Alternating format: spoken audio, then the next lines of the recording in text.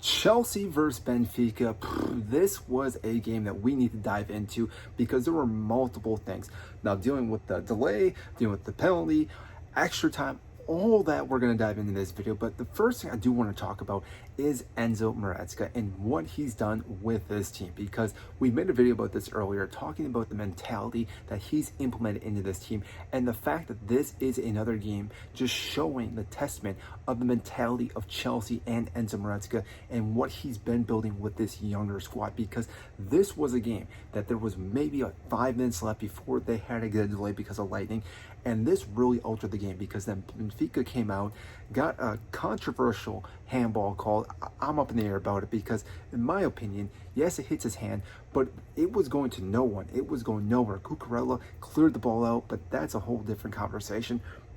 That being said, though, they then go into extra time, and this is where they really had to dig deep. Now, granted, there was the red card, which obviously did alter the entire match in the extra time, but again, Benfica had multiple opportunities to actually take the lead in extra time. And had that been the case, they could have easily set the low block. And we all know how difficult that is, not only for Chelsea, but most teams nowadays, to break a low block. But because they were a man down, it was free flowing, and Chelsea were able to dominate and eventually score multiple goals and get into the next round, which is obviously what we were expecting. Now, they do play Palmeiras. We will make a video about that, what we're expecting in that match.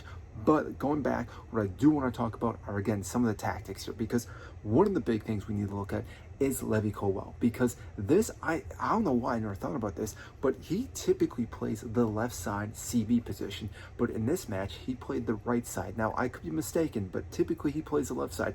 This is unique because what this actually allowed, it allowed him to play with Badia Shield, who's another left-footed player, but also had Cucurella. So we had 3 left-footed players out in our back along with Reece James. Now, that all being said, we all know that Cucurella does push up. That spreads out our back line.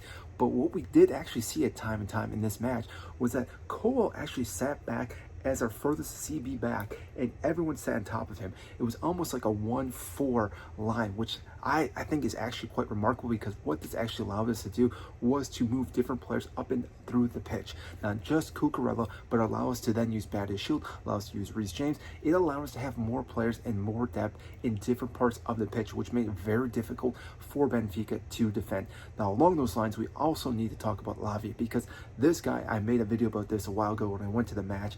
He is one of the best players that we have. And again, it's not surprising that he's able to hold down that midfield. Now, I understand Cancelo also played, but this midfield is what we need to see each and every week in the Premier League. It needs to be Lavia, it needs to be Enzo, it needs to be Cancelo. And I do believe Palmer out on the right wing does still make sense, because, and let me get to this in just a second, Lavia, like I've said before, is the guy that can move the ball and dribble everywhere. He can receive the ball anywhere on the pitch, do a little pivot, do a little turn, a little shimmy, and then all of a sudden break through the line. And this really does help Chelsea, because when he does that, whether it's Cancelo, Enzo, Neto, Jackson, Liam Delap, we have so many different players that can make those running runs, and he can find those players or find the other players to ping the ball to him as well.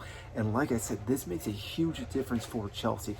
And again, if he can stay fully fit, he should be starting week in and week out with Cancelo, with Enzo in that midfield. And the last part we need to talk about is the attacking third, because the attacking third that we have right now is very lethal. With Liam Delap, with Cole Palmer, with Neto, and Cuckoo, with Jackson, there are so many different players that Enzo Maresca can utilize throughout each and every single match, and they all have different key aspects in what they bring. Now, I do believe that Liam Delap is the best 9 that we have currently, who does pair with Neto and Cole Palmer, because he does make those driving runs, but also his hold up of play is fantastic, because we can really use him to actually ping balls back to him and ping balls out. It really reminds me of Olivier Giroud. I think he, again, was very good at what he did when he played for Chelsea. Liam Delap can definitely do it, but he can also spin those defenders and run with the ball, and obviously he can strike a ball very, very well. And like I said, what we've been seeing with this entire squad has been something remarkable in the Club World Cup. And like I said, this team has a capability of going all the way to the final. Now, again, when they make it to the final, Who knows how that will go? But overall, their next match against Palmeiras, I do believe they are the heavy favorites that will get them into the semifinal. Whether they're playing Manchester City, whoever it is, like I said, they have the capability of making it to the final. So if you enjoyed this video, make sure to hit the like button, subscribe down below, and I will see you in the next video.